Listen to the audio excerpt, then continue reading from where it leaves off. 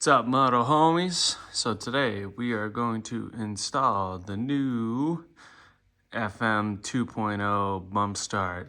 This is a part that is cheap.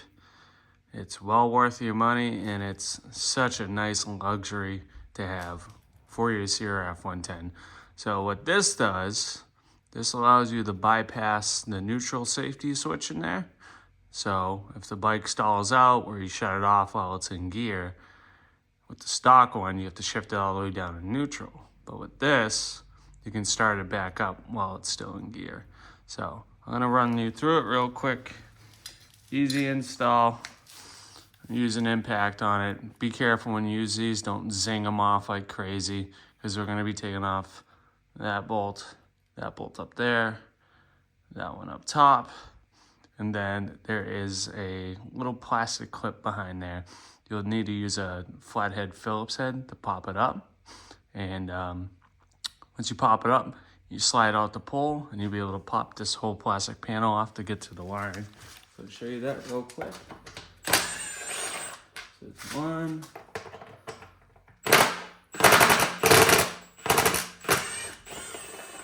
That one was in a little too tight. Now look at the bolts too. Make sure one's got a flat end washer, the other one's got a straight bolt. The reason why that straight bolt is there is so it can go to the seat. So if you put a short one in, it's not gonna get to the seat very well. This one, I said super quick. Got most of those. Just gonna pop this up with the flathead. 1 second. Don't need anything crazy. Just simple little flathead like this. I'll bring it over and show you. So if you look inside there, right here, you got a little plastic piece. You'll see a little flat piece in there. What you're gonna do is you're gonna stick it in. You're gonna play with it gently,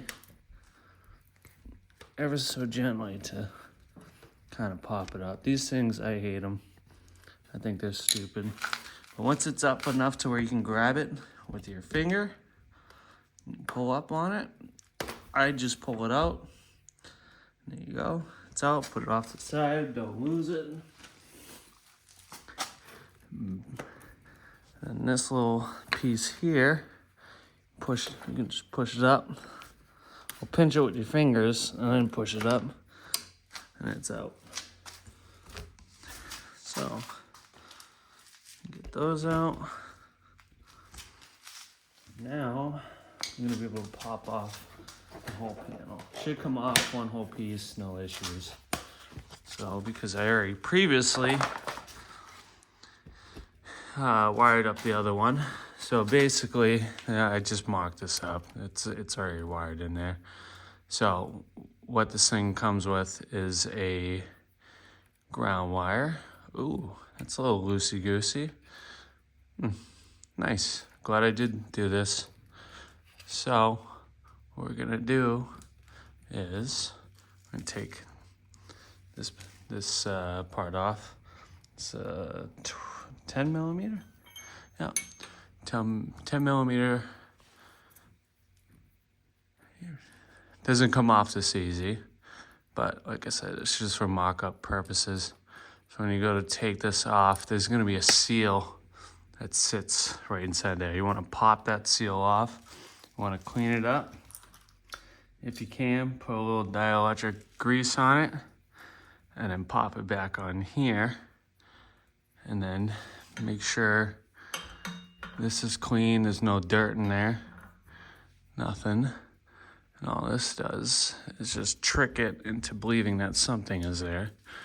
So we're gonna put that in before we get to the electrical stuff, which we should have done in the first place. And when you install this, you're gonna have to remove your sprocket guard if you have one. And if the hole doesn't line up properly, just take a flathead.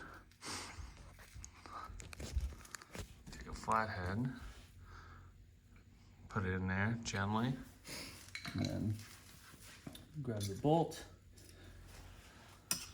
This, just a little Allen head, 4 mil. Pop that in. Screw that in there. Very, very easy and straightforward. Get that in there, like swimwear. But yeah, so that's in. But when I work on battery stuff, I'm gonna grab a Phillips head. I like to disconnect the negative. You don't have to, but this is just a personal preference. So like just pulling it off. Don't lose the screw. And make sure it doesn't make contact. So that wire that you originally had in there is gonna be tucked up in here, up in this boot. Look at this boot right here. You pull it out. See if I can get it. Where are you? Oh, there goes the nut. Let's see. All right. So, this right here, your original wire is connected into this piece up here, except this piece would be facing out that way, and this would be connected into it. So what you do is you disconnect it, and then you basically flip this part around and feed it through the back end of it. That way, you're able to reach the ground that's up here. So, see how it's already grounded. Basically, I'll take it off. For example, this is the wire they supplied to you. And here's the ground. Right up here, see that red piece? And what you do is, I'm gonna move this out of the way. I know I already fell, but oh well. So yeah, so you undo this bolt, keep all your wires in piece. I'll move this up. So you undo this, take all those green wires out in one piece, and then just lay this top one, this red one on top of the bolt itself. I'm not going to take it off because it's very self-explanatory. So once you bolt that down, you take this end that was given in the package, and then you plug it into here.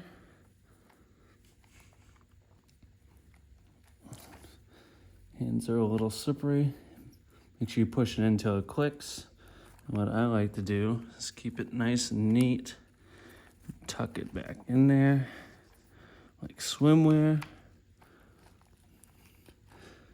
See, the thing is, seeing how originally the first wire was at this end, if you tried to feed it out back over here, it's not going to reach the ground. So that's why we feed it through this end, straight to this ground point. And behind this ground, when you take the bolt off, make sure you sand it down. It's always a good thing to do when you're doing electrical stuff. And basically, after you're done doing that, you just make sure all the boot accessories, all the accessory wires get tucked back in there. Should pop into place. Doesn't have to be perfect. This wire right here can be tucked in. And now the next mission is to find the pieces that I just dropped. And I'm gonna go up here.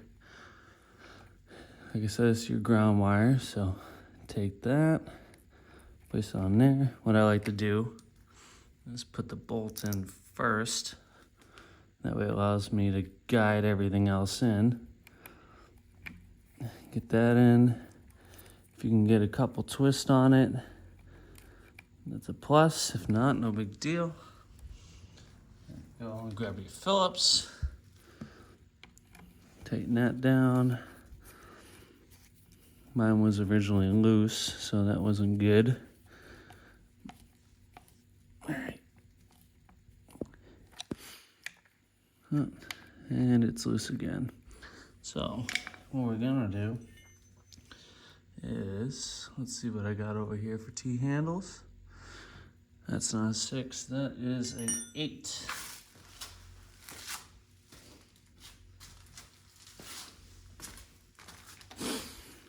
So I'll put the 8 on here, tighten it down, give it some more love. Because you can only tighten it so much with a Phillips. All right, now that's tight. So, like I said, this is tucked away. These 2 wires, you can either zip tie them up or tuck them away underneath. Right up here, if you can. Not a big deal.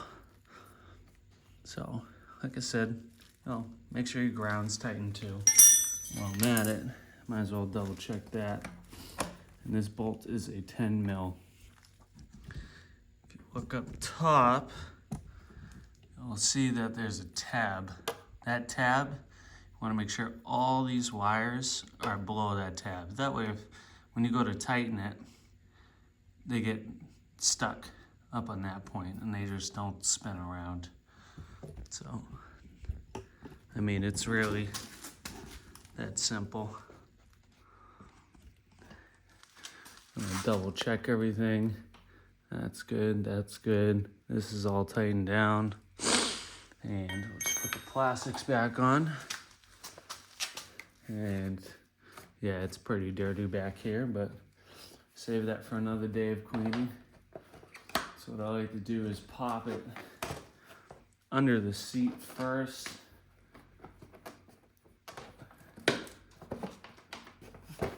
Kind of gotta angle the bagel a little bit.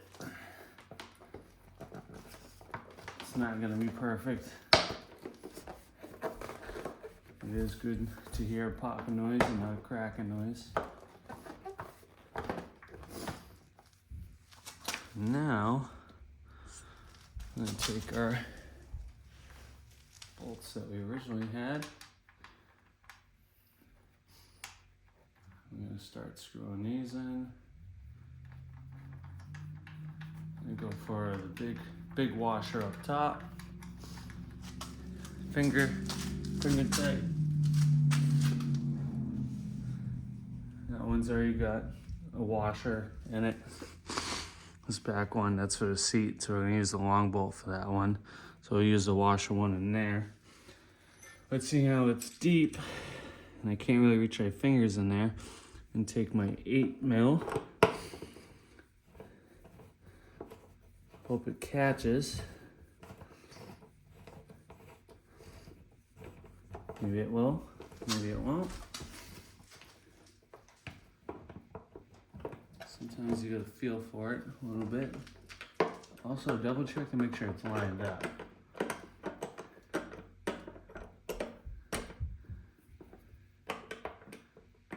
Kind of wiggle it around. Eventually feel the threads.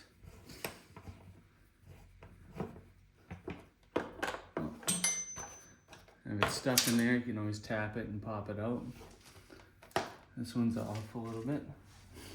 So, and I just dropped it too. Nice. All right, well, we're gonna ignore that one. Not waste any more time. Take our long bolt we have here, this long guy. Put it up top for our seat. Look inside, make sure it lines up properly. You can finger tighten this one. I'm just gonna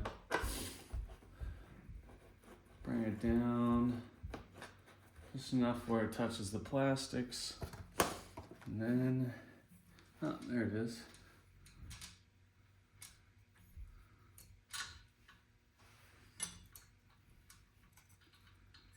All right, got it.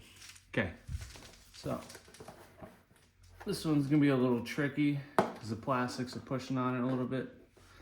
So, not sure exactly how I'm gonna do this with just two hands, but I'm pulling down on the plastic. I'm feeding the bolts in. Felt it fall into the threads. There you go. Perfect.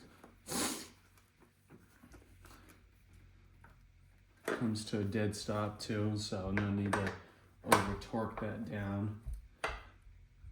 Dead stop. Good on that. And then this one up top. Do this.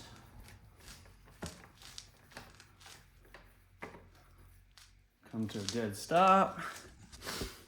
Now for the stupid plastic piece. Yeah, it's gonna be hard for you guys to see this. Alright, so this is what I pulled out. So you got your insert and then you have your locking. So what you're gonna do is you're gonna take the plastic piece, overlap the metal on the top, take this part, push it through first,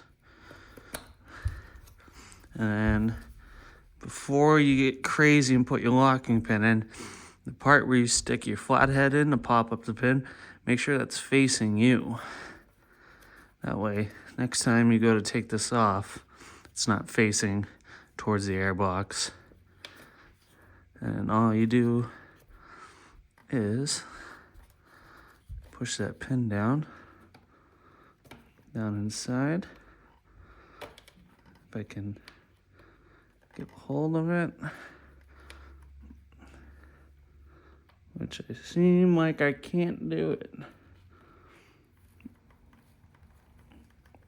Come on. There you go. Now it's locked in place. So, then you just put your sprocket guard back on.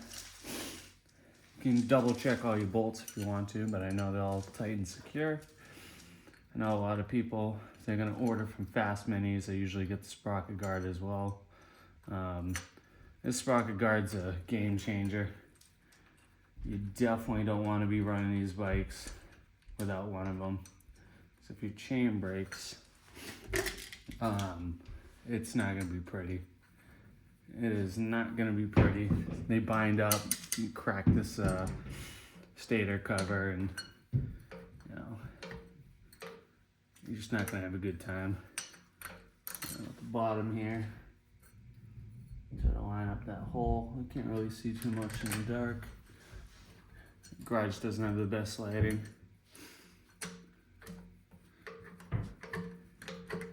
Tighten it down. Now I can flip the peg. Now it's mostly in.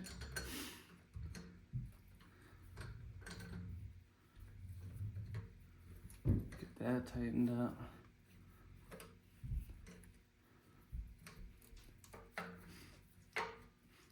And if you want to, before putting the sprocket guard back on, you can always fire up your bike, put it into gear, shut it off, turn it back on, make sure that it works, which it should. Shouldn't have an issue with it. But I do that right now, but my shifter's off right now, doing some modifications on that. But yeah, that's it. Straightforward, simple. Not rocket science, and definitely one of the best upgrades you can get. One of the top 3 best upgrades. So, yeah, stay nasty, motherfuckers.